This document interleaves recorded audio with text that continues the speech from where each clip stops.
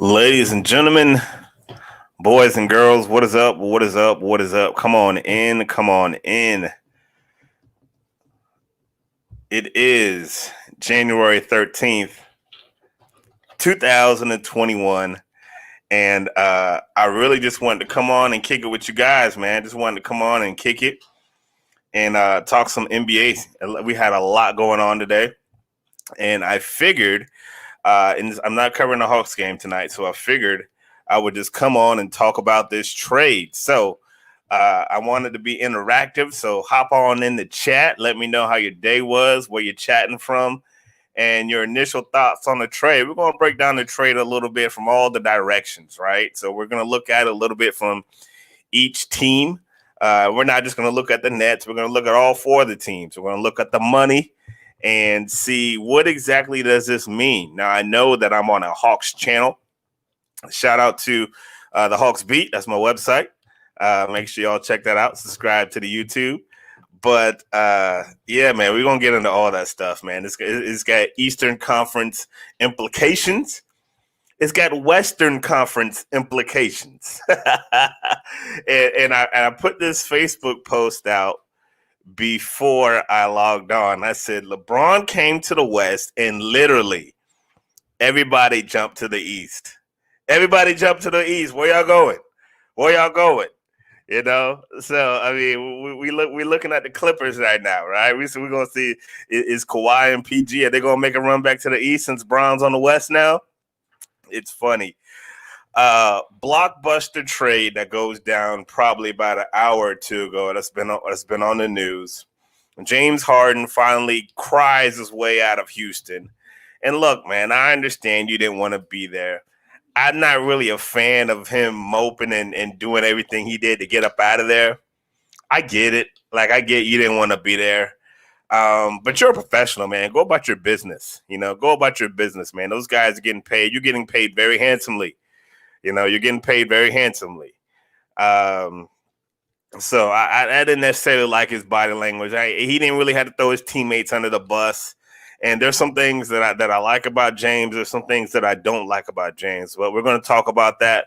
But I want to get your initial thoughts, man. We're going to start with the Nets. We're going to start with the Nets. Their view of this trade. So I want to get your thoughts on the trade. What do you guys think about this new Brooklyn team, right? So they obviously traded James Harden. So let me break it down to you guys. So first of all, the Nets, they are receiving James Harden and they are receiving a second round pick. I forget what a second round pick came from, but that is what they're getting. And that's all the Nets are getting. And James Harden's $41.3 million contract. Now, in order to do that, the Nets had to move some salary, that of $34.5 million. They moved $34.5 million of salary. And some of the guys that they moved, no, not Victor Oladipo. That's Karis LeVert. I'm sorry, that's a typo. The Rockets. So they get Victor Oladipo. They get Dante Exum, some guy named Krutz, 4 first-rounders, 4 trade swaps. We're going to talk about that a little bit later. No, that's not. No, they did get an Oladipo. I'm sorry. I'm tripping. I'm sorry, y'all. Rockets did get Victor Oladipo, Dante Exum, some dude named Krutz, and 4 first-rounders and 4 trade swaps. So we're going to go over those a little bit later as well. And the Pacers get Karis LeVert, who's underrated, man. He's a baller, man. Like he can get buckets. I think he's going to do good in Indiana, but we're going to talk about that just a tad later. But a lot of movement today in the NBA. A lot of movement today. And I want to start with Brooklyn. I want to know your thoughts. Everybody in the chat room, I say all y'all in the chat, say what's up. See everybody in the chat. I want to know your thoughts on Brooklyn. Let's talk about just the Brooklyn element of it. My guy Anthony checking in from the YouTube. Do you think any team lost this trade? Do I think any team lost the trade? I'm not really big on wins and losses. I more so go what I like and what I don't like. I know that's not really answering your question. I'm not really wins and losses type of guy. I think you get a lot of that when the draft comes along. Not really a wins and losses guy. I tell you what I like and what I don't like. So I think the wins and losses always come out in the wash, and we'll kind of see where that leads. My guy checking in again say, very worried about Brooklyn defensively. Hey, that is very clear.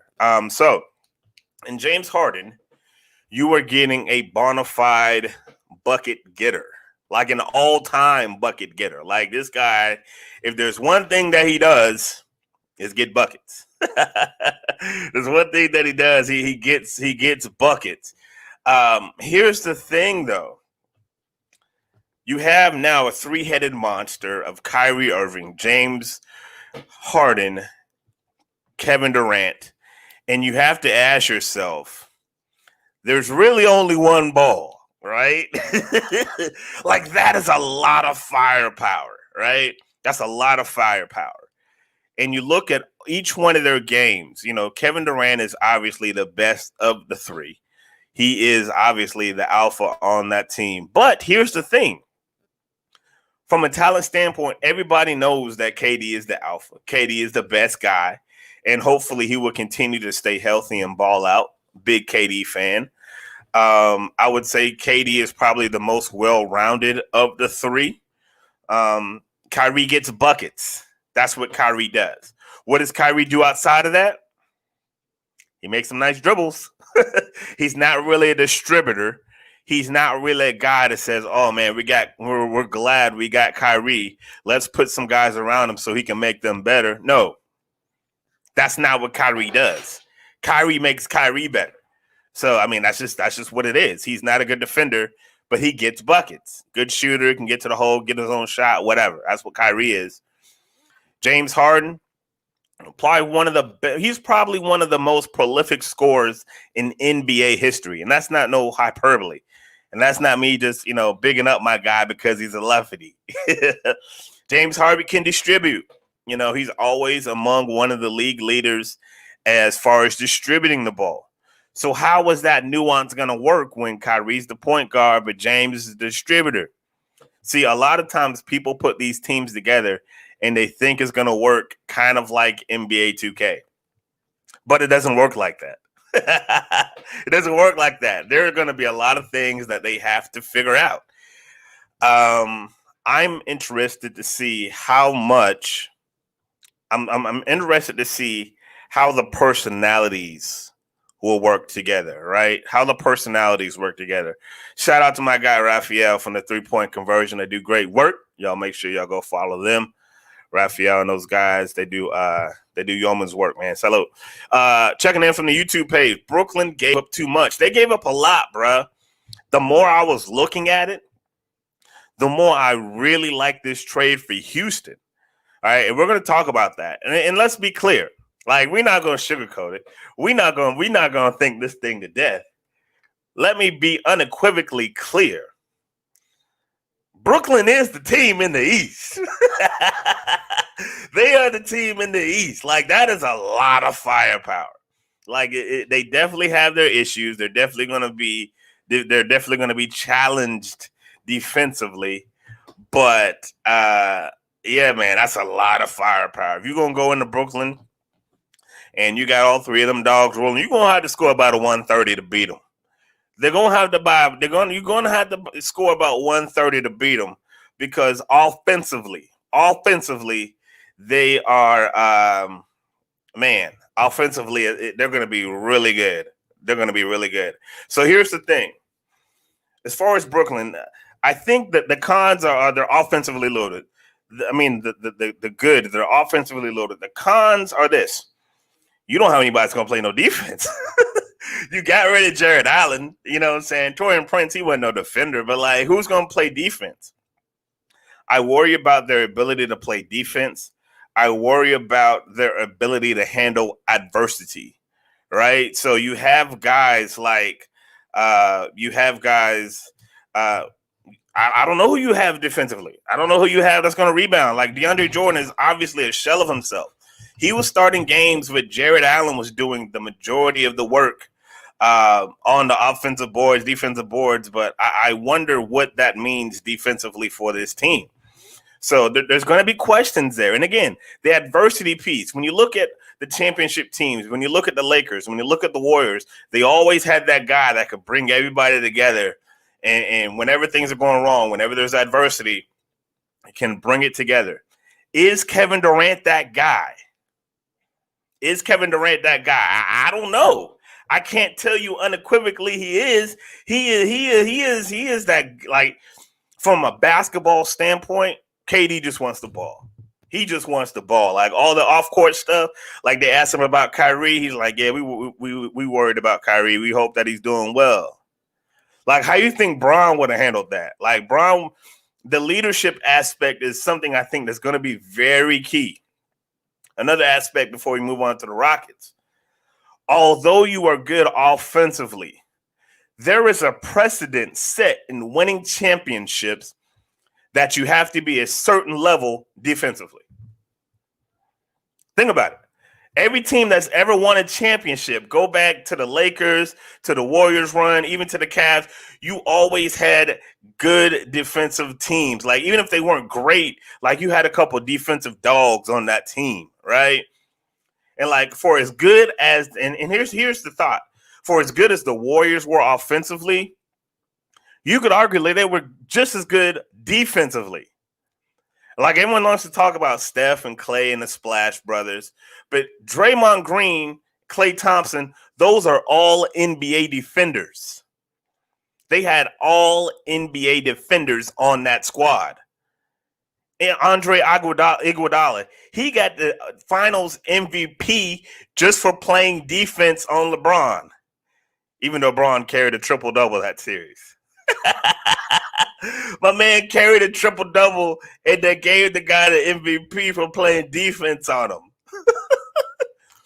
But every team, even the Lakers last year, you got Anthony Davis, a top 5 NBA two-way player as far as offense and defense is concerned. At some point, you're going to have to play defense. Because I'm going to tell you what, come the playoffs, those shots, they don't fall like they always do sometimes in the offseason. I mean, in the regular season. And I think that James, and here's the thing, like, I love James, but here's the thing. You pushed your way out of Houston, and you couldn't make it work with CP3. You couldn't make it work with Russ. You couldn't make it work with Dwight. And now you throw your hands up and it's like, yo, man, I done did everything I can. Well, what's the one?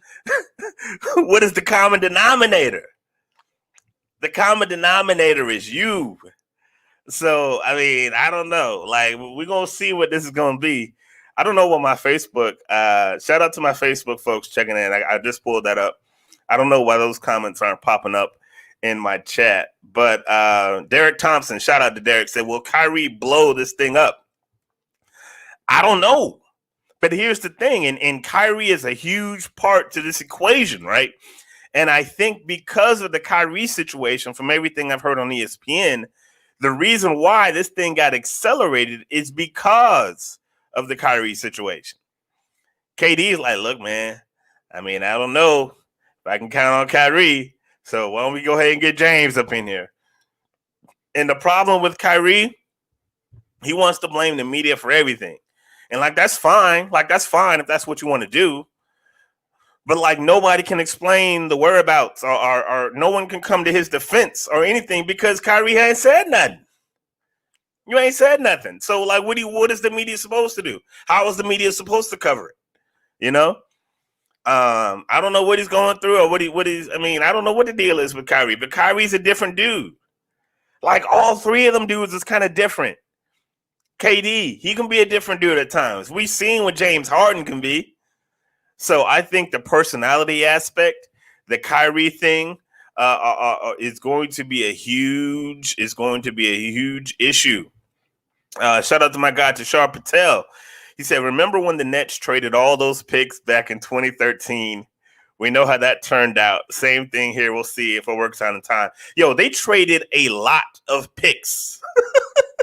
They traded a lot of picks, man. They traded a whale of picks. Oh man, yeah. So all right, here's what we're gonna do. Before we go to the Rockets, let me check on my guy Anthony again in the YouTube chat. It says, you think they'll try and make Kyrie or Harden a more off the ball player? That's a great question. I'm not sure. I mean, I think that Steve Nash, like imagine your first NBA coaching job and you have Kyrie Irving, Kevin Durant, and James Harden. Like, he's gonna figure this out. Like, I think he's got to figure it out. Like, I don't know who he plays off ball. I mean, I don't know. I know this. I know all three of those guys like to have something in their hand called a basketball. I know that they're all ball dominant guys. Kyrie's not a guy that you say, oh man, he flourishes better off the ball. And I said this on my podcast one night. I'm on the Hawks Beat podcast. A lot of people in Atlanta, they talk about Trae Young and they talk about moving him off the ball because, I don't know, because he's light skinned and he shoots a mile away like Steph Curry. The Steph Curry skill set is not easily duplicated, folks. Like, because Steph can do it like on the ball, off the ball, it's not easily duplicated. So we see scores and we automatically think that they can do that. Let me tell you something. Steph is a special player. Like, Steph runs off. Like, have you ever seen Steph run off screens? He does it a la Reggie Miller. Like, the way he runs, like the way he does it is special. So the ability to come off the ball is very unique. So I mean, I don't think Kyrie's at his best off the ball. I don't think you'd want to play him off the ball. So I don't know how you're going to figure it out, and I'm glad it's not my job. To be honest with you, I'm glad it's not my job, man. Let me read one for my guy Derek and out of my Facebook feed. I don't know why my Facebook comments aren't popping up, but it says, how is he going to behave? Interesting locker room. Nash got his work cut out for him. People sleep on how hard this will be. Yeah, bruh, it's going to be hard. It's going to be hard. But again, offensively, they're loaded. It also needs to be said that they do have 3 roster spots now because of the deal.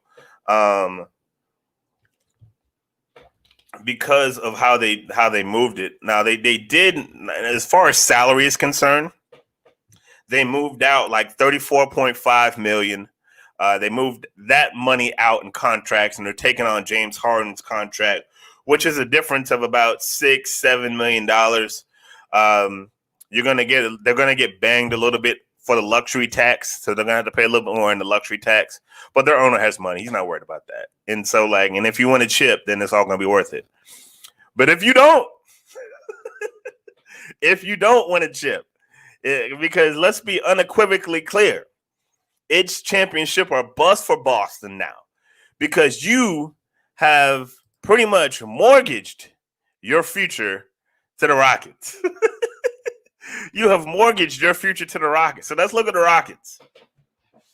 And if you're in the chat, tell me what you think about the Rockets deal. So let's look at the Rockets deal. The Rockets get, well, at first they got Karis LeVert. They immediately traded him to Indiana. They get Victor Oladipo, Dante Exum, I believe he's hurt, and some dude named Karukas. I don't even know who that dude is. I think they just moved him because of the contract. He's making like 1.5 or whatever. 4 first-rounders and 4 trade swaps. So if you don't quite understand how that works, let me explain it to you. The first-rounders are pretty simple. You get Brooklyn's first-rounders. Now, because Brooklyn is fairly decent, I imagine there'll be later first-rounders, probably picks between 20 and 30, between 20 and 30s.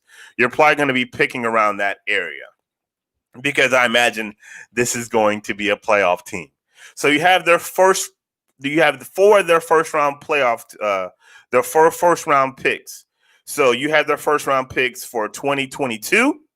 So you have them on the even years. Okay. So you have it on 2022, which is next season, next draft, 2024, and 2026. You also got the 2022 pick from the first rounder that Cleveland got that they had from Milwaukee. So you got 4 first rounders. So they have Cleveland's pick for next year, their first rounder. So that's what you have on the odd years. On the even year, on the even years. On the odd years, 2021, which is coming up at the end of this season, 2023, 2025, 2027, they have pick swaps, which means that if I'm picking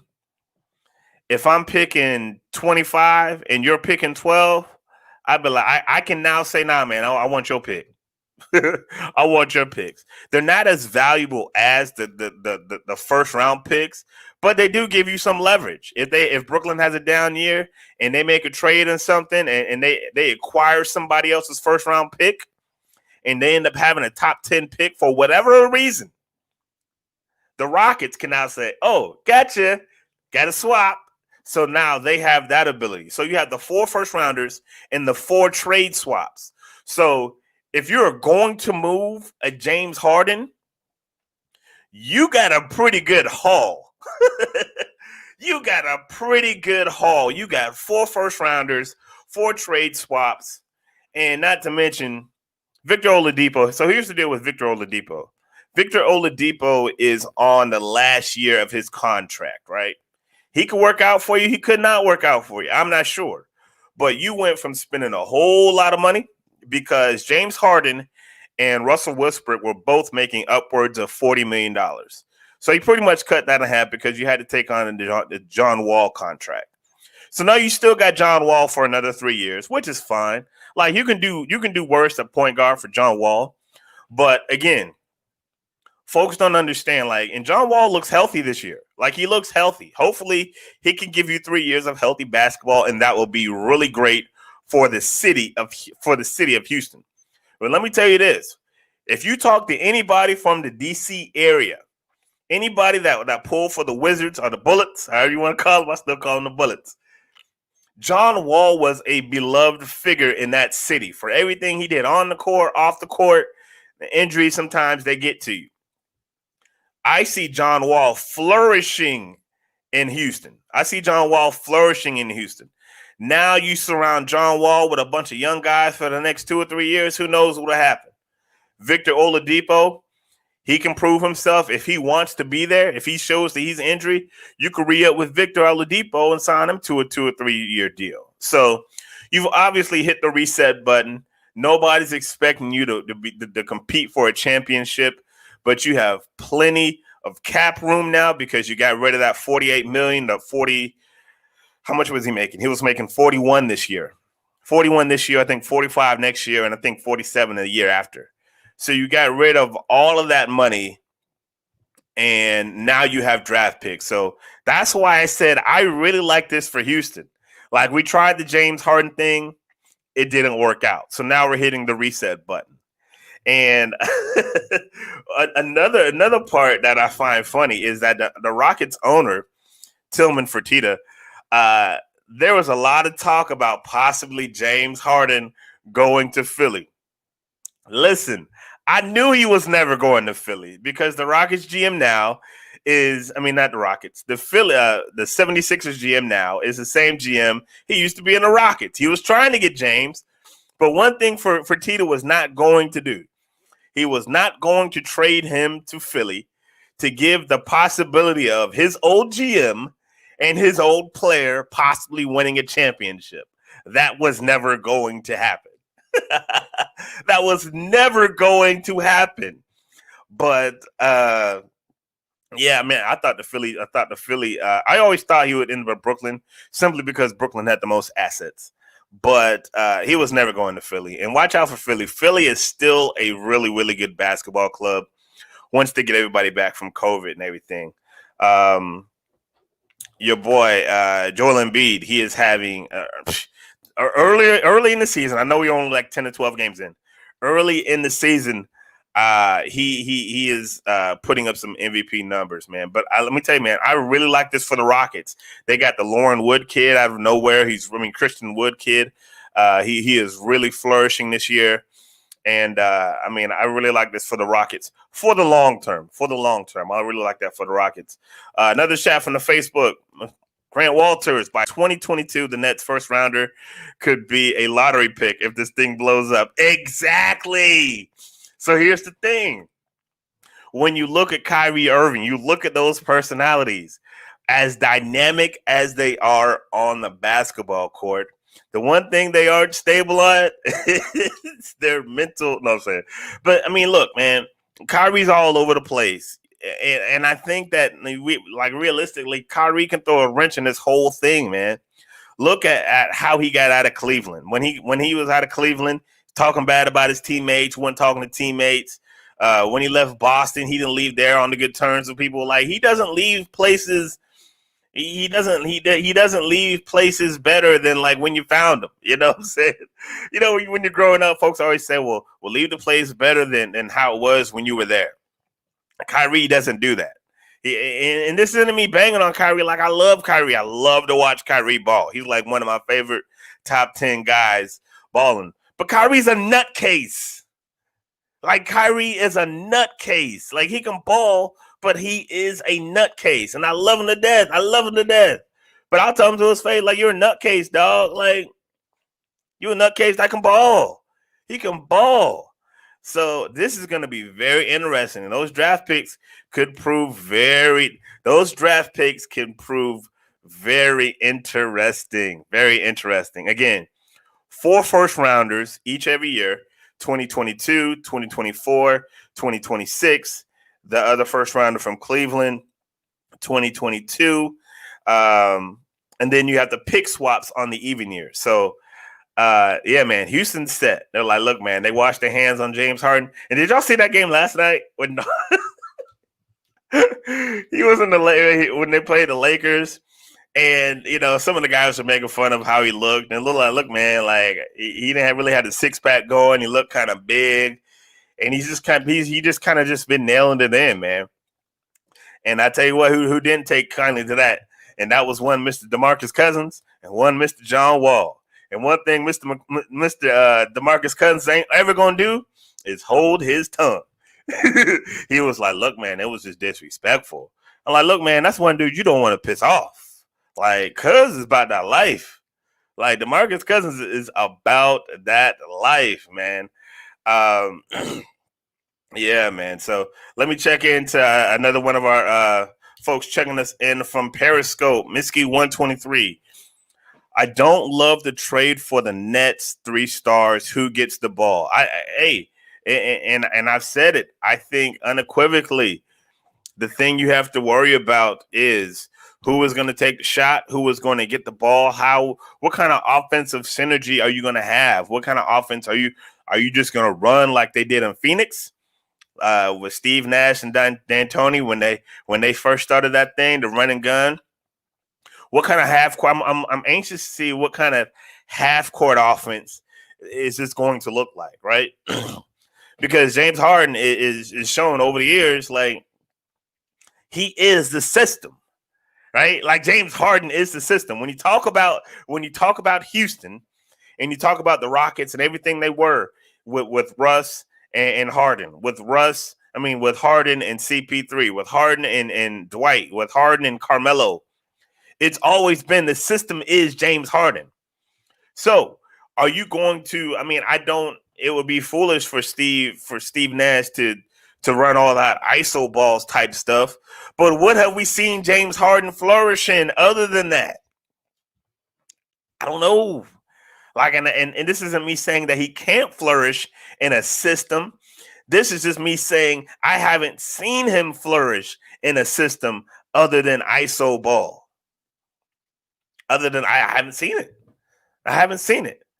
Miski checking in one more time from the Periscope. Plus, the defense isn't there. Yeah, man, you got to stop somebody. Like, I know you're going to score 130 points a night. You're going to score 130 points a night, maybe even 140. And like, and I'm telling you, man, it's going to be fun to watch. And I'm going to watch every game. Well, my thing is this.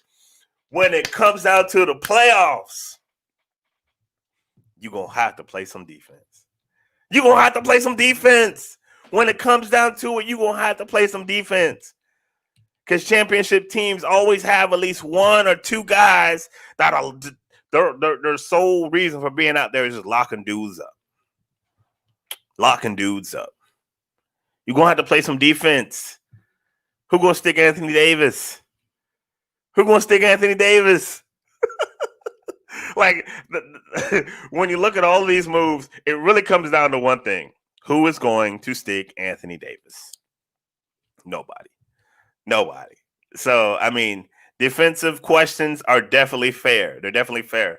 Shout out to one of our Periscopes again. JLex212 says, how does the trade shake up the East rankings for you? Good question. Do I catapult Brooklyn to the top? You dang right I do. Here's the thing. And I think that you have to look at this fair. And I mean, for all the problems that they do have, let's not overthink this. Let's not overthink this.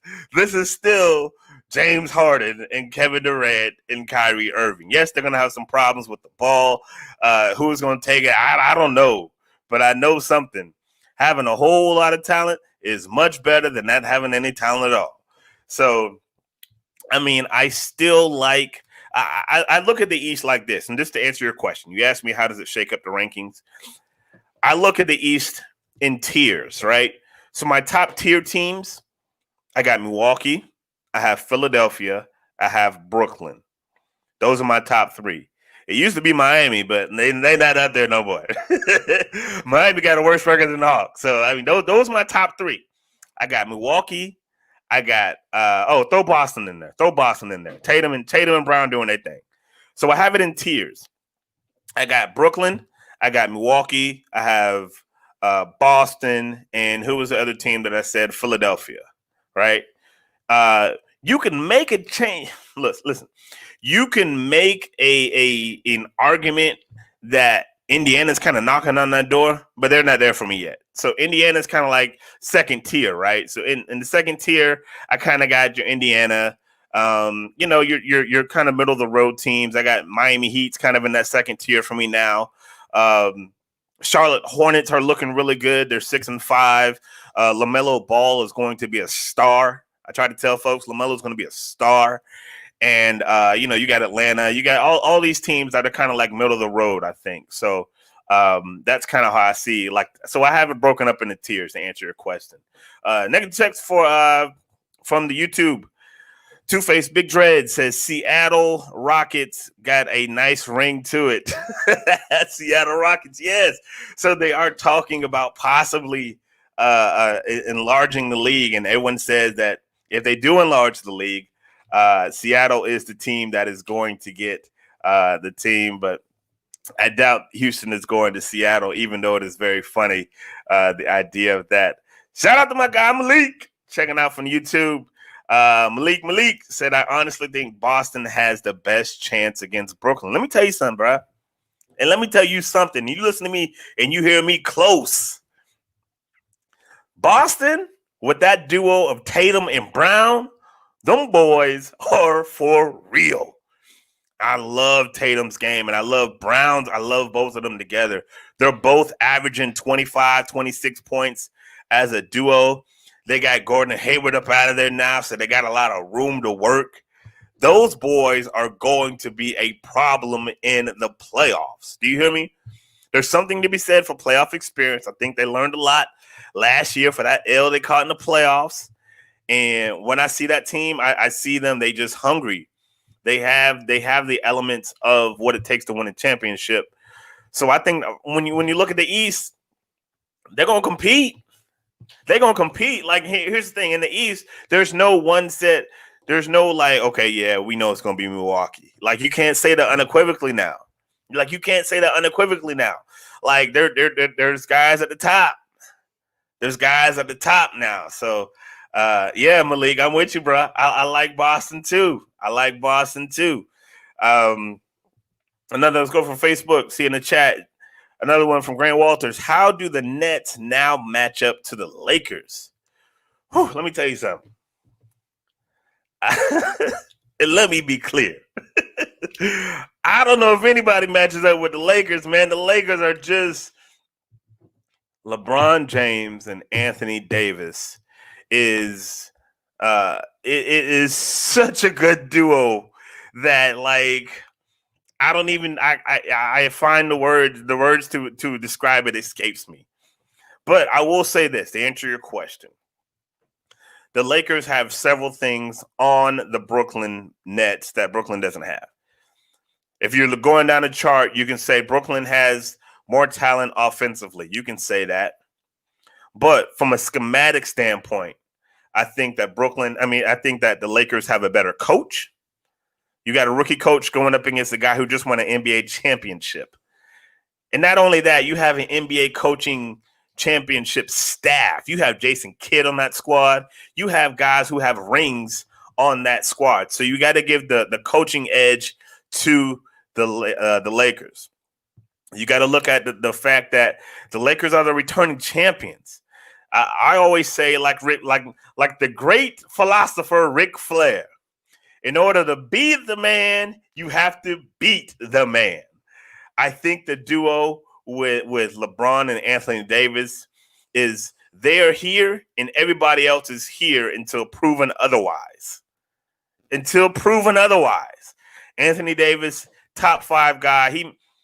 Not even top 5. Anthony Davis is the best two-way player in the NBA. Period. Offensively, defensively, he is the best two-way player in the NBA right now. What am I going to say about LeBron? LeBron is making threes in the corner and dapping up his boys before the ball goes into the hoop.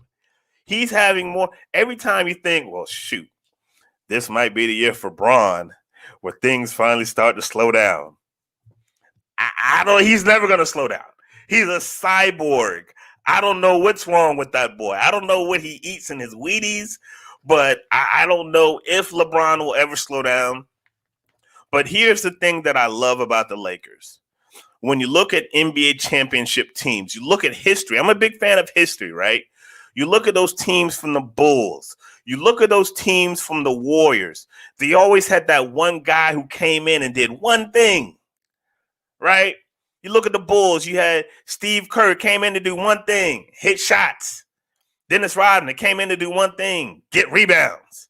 You look at the Golden State Warriors. Iguodala was a maintenance man. Whatever you need to do, whatever you need done, I'm going to get it done. That was Iguodala. Harrison Barnes.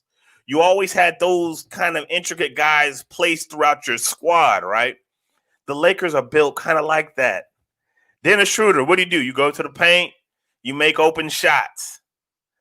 Montrezl Harrell, what do? I get boards. I do the dirty work. You got a couple guys on there who just shoot.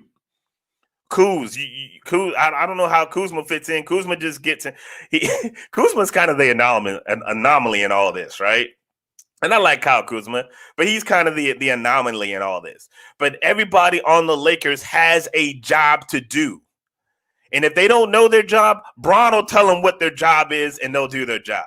You got Caruso, who's just high energy off the bench. So from a team standpoint, they're until proven otherwise, they're not even on the same level. But they got a shot. They got a shot because they have so much firepower, potential, because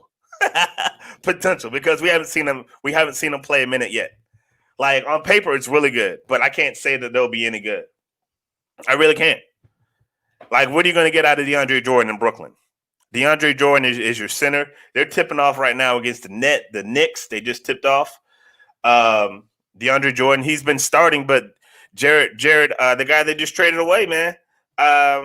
Jared Allen's been doing the most of the rebounding and defensive work for them. So how are they going to replace that? They got 3 spots. What are they going to do? Are they going to make any more trades? Are they going to get somebody off the street?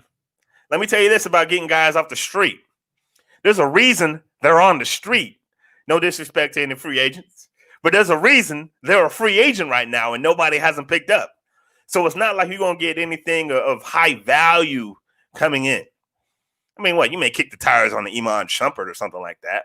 But, like, you're not going to get anything of high value to stick Anthony Davis.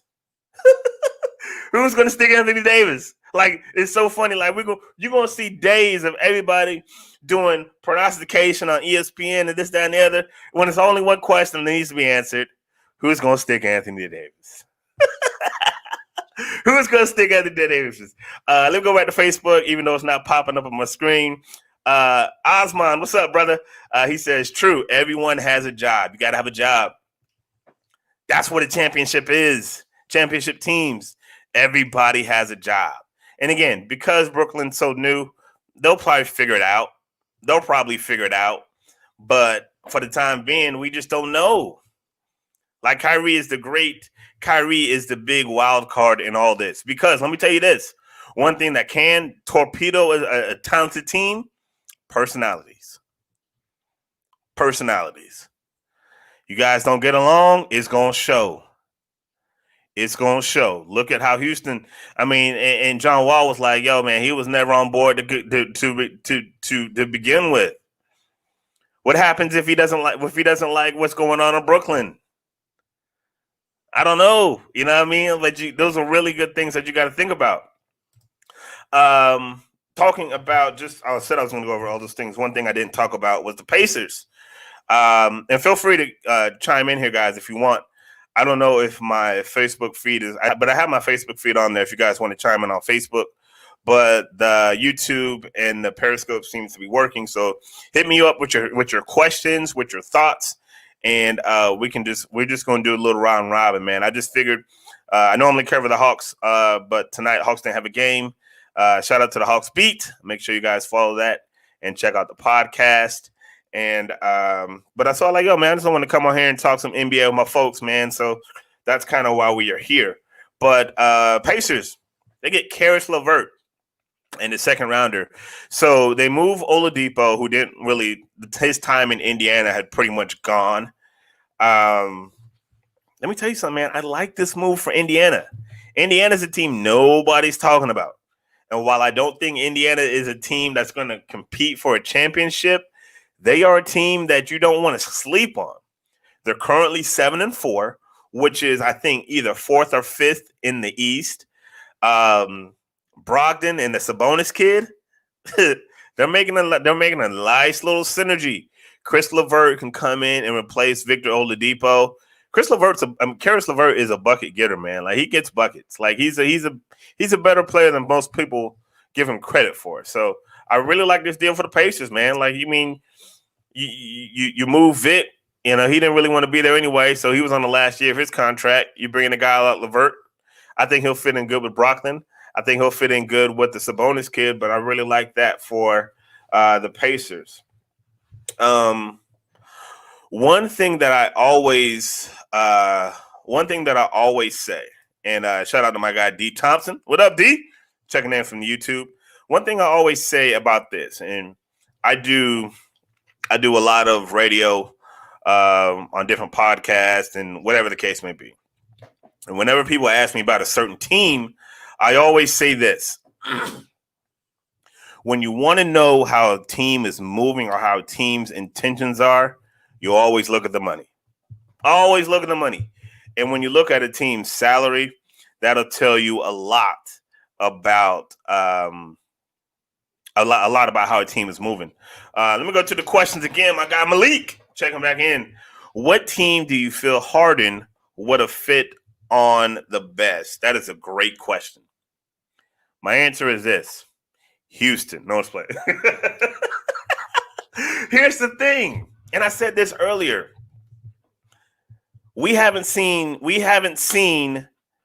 James Harden play in a system that isn't James Harden since OKC. And the last time we saw him in an OKC uniform, he was going over 12 in the finals against Bron. So I don't know like what team he would have fit on the best. So from a financial standpoint, there were only a few teams that he could go to because only a few teams can take on that salary. That's why Philly was a choice. Brooklyn was a choice. The choices were slim and far between because only so many teams can take on a $41 million contract, right? So, I mean, I always thought that Brooklyn was probably the move, but that was mainly because of financial reasons. But from a schematic standpoint, and I think that's what you're asking me, from a schematic standpoint, I think that I don't know. Like, I don't know. Like, I've never seen him in a system outside of just James Harden, ISO ball, dribble, dribble, dribble, step back, step back. Like, I've never seen him outside of that. So it's going to be fun to see how they use him, how he matures, how he thinks, how he progresses in that system. But we'll see. Do you think Andre Drummond is on his way out? Definitely. Definitely. And I like Drummond. Drummond's a nice guy. Like, I've seen Drummond a couple of times. I've talked to him a couple of times covering the Hawks when he'd be in town. And one thing that always strikes me is how nice he is. He is a huge dude, right? Like, he is a big guy. But Andre Drummond is on the last year of his contract for when he signed that big deal when he was in Detroit. He is in the last year of his contract. And let me tell you something. Cleveland, I didn't really talk about what Cleveland's getting in this deal. So let's we'll glance over to Cleveland real quick.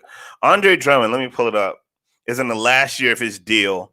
He's making 28.7 this year. And after that, he's done. So I highly doubt that Cleveland is going to re-up with Andre Drummond because they're still looped in to that Kevin Love contract. Kevin Love is still eating off of LeBron when LeBron was there. Y'all remember when LeBron came back and got all his boys paid? He got Tristan paid. He got Tristan paid. He got Kevin paid. He got JR paid. He got paid. He said, "Look, Dan Gilbert, the way you did me was wrong. I'm gonna come back. I'm gonna get you a chip. I'm gonna get one for the city, but everyone's gonna get paid." And Kevin Love is still eating off of that contract. They still got 3 more years of Kevin Love under contract for the Sixers. Kevin Love is due to make $31 million this year. He's due to make $31 million next year, and he's due to make $28 million the year after that. So they got to find a sucker. And not saying, Kevin Love's a bad player, but that's a whole lot of money for a guy who's been injured a whole lot these past few years. And I like Kevin Love, but that's kind of what it is. But Cleveland gets let me see. Did I even put that in the chat? No, I didn't put a banner for that. But Cleveland got Jared Allen and Taurean Prince. Jared Allen, again, he was pretty much the big for Brooklyn. So I like Jared Allen. I think I think Jared Allen goes there. He plays well. I don't know how much time he's going to get behind Drummond. I think Drummond may be dealing with some injuries, but I think they may give him a contract. Go ahead and sign the young guy. He's only making like $3.9 million. Go ahead and sign him to a 2 or 3 year. He's not going to be that expensive. You got a center for the next few years, right? You already got the Sexton kid. You got the Garland kid. You just drafted Isaac Okoro. So you have a nice little something, But I mean, Taurean Prince. I like Taurean Prince. I covered Taurean Prince for 4 years while he was in Atlanta. Good dude, very soft spoken, and quietly as it's kept, one of the best spot-up shooters in the league. Like, if you look at the metrics, I was looking at the metrics one day about spot-up shooters. Like, Taurean Prince was up there. So, I mean, Cleveland got pretty decent. They got a pretty decent haul from what they got for having to not really give up anything. They gave up one of their future first rounders, but I think that if they invest into the big with Jared Allen and Taurean Prince still has 2 years, $29 million on that. So I think you're fine. Let me go back to see another question in here. Out of all the centers the Cavs have, are there any the Hawks should at least look at? Good question. I don't know. I mean, I wouldn't want any of those guys, to be honest with you. You're paying Clint Capella, and Clint Capella has done a great job so far being the Atlanta Hawks center. He's a double-double guy. He's giving you a ton of rebounds. So it wouldn't really make sense to go and move him for another guy who is kind of unproven. a guy like an Andre Drummond. Because if you want an Andre Drummond, you could have got Andre Drummond. I don't see I don't see the Hawks going after any of their bigs. It's interesting because the Hawks spent a lot of money in the offseason, and a lot of that money is sitting in the parking lot. And I just wrote an article on this week about on the Hawksbeat.com. A lot of that money that Travis Schlenk spent is sitting in the parking lot because of injuries. You got Bogdanovich, who was out 4 to 6 because of a knee. Gallinari got hurt. Rondo got hurt. Chris Dunn, I don't know when we going to see that brother, because he came in with a knee injury and somehow ended up getting surgery on his ankle. So he's out indefinitely. I don't know when we'll see Chris Dunn. Word on the street is that Rondo and Gallo are close to being back. They haven't even seen the first-round pick yet, Okongwu. He's still working through an injury, but they said his return is imminent. So the Hawks are kind of a triage right now. So I think that right now the Hawks will be good to just stay around that 500 mark until they get everybody going, because we've seen a little bit about what they can be when everybody's healthy, and that's pretty daggone good. So, yeah, man, the Hawks are a triage right now, bro. Let's go back to the chat. Malik checking in. Since we couldn't watch ATL Phoenix tonight, what do you think about the Suns? I think they can be a dark horse in the West. So, earlier you guys heard me talk about Kyrie and how I think that anywhere he goes, he doesn't make the players around him better. That is the opposite case with one Mr. Chris Paul. Chris Paul is a difference maker. Do you hear me? Last year, Phoenix, they limped into the playoffs. D-Book had a great bubble. Very high on Darius. I was about to call him Darius, the Booker kid. He can score from all three ranges, inside, outside, from behind the arc. I like Phoenix simply because of CP3. He's that good. Like, he's still in the twilight of his career, making change happen. Like the change you can believe in, like Chris Paul. Like, he can run for office. The Phoenix Suns are 7-4. They are tied for second in the West. Like, there's a 4-way tie in the West. And again, it's early, but that's not because of Booker. That's not because of DeAndre Ayton. That's because of CP3. His commercials they drive me nuts, but I mean, I ain't gonna fault the brother for getting this money. But I'm with you, Malik. I think they can be a dark horse, and not saying that they can take down the Lakers. But I will say this: that's one team you don't really want to run into. Like, that's one team in the West you really don't want to run into, because CP3, all the teams seem to take his personality and have like that mantra of, look, man, we just ain't gonna lose. We just not gonna lose. And CP3 has played the game so long, he's seen so much, he sees the game so well. He just makes everybody better. He just makes everybody better, man. So, yeah, man. So we're going to stick around for about 2 or 3 more minutes, guys. If y'all want, shoot me some more questions. We'll get up in there and dissect this move. But I really thought this was a interesting night with the move with James Harden to Brooklyn. It's going to be fun to watch, man. The odds in Vegas already have them as favorites coming out the East. I don't necessarily disagree with that. I think they have their issues, but I think that it will be a fun team to watch. I just want folks to stay healthy. To be honest with you, like, it's tough right now, right? It's tough right now with COVID and everybody missing games because of COVID protocol and all the sports, right? In all the sports. We watch sports to try to take us away from things, but they don't take us away. And if anything, it is a reminder of what we are living in. Like, it's a reminder. It's not an escape. I don't want people talking politics during my sports. Like, there's nobody in the stands, dummy. Like, how you not getting away from this, right? You're not getting away from it. So I just want everybody to stay healthy. There was a little pushback on the NBA's updated protocols. Some of the players didn't necessarily like it, but that's your employer. Like, what are you going to do? Furthermore, it was collectively bargained by the NBA Players Association. So, like, your PA signed off on it. You don't have to like it, but guess what you're going to do? You're going to abide by it. You're going to abide by it. Because guess what? I got a job, and there are elements of the job that you don't like. But guess what? If you like lights, if you like running water, food in the refrigerator, guess what you're going to do? You're going to suck it up. So they'll be fine. They'll be fine. So, yeah, man. I want to thank everybody for checking us out tonight. Don't forget to check out the Hawks Beat, the podcast. Follow us on Twitter at Hawks Beat. Subscribe to the YouTube. We'll probably shoot out some more YouTube content this week.